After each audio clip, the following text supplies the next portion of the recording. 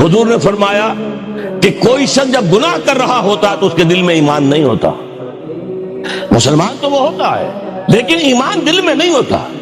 لا یزنی الزانی حین یزنی وہو مومن، کوئی زانی حالت ایمان میں زنا نہیں کر سکتا. ولا یسرق السارق حین یسرق وہو مومن، کوئی چور حالت ایمان میں چوری نہیں کر سکتا.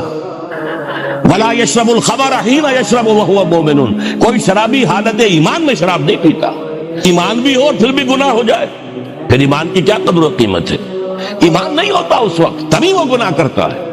ایک شخص طے کر لے کہ نہیں مروں گا مگر فرما برداری کی حالت میں، چونکہ موت کا کچھ پتہ نہیں کب آ جائے، لہذا اس آیت پر عمل صرف اس وقت ممکن ہے جب کوئی لمحہ بھی معصیت میں نہ بسر ہو.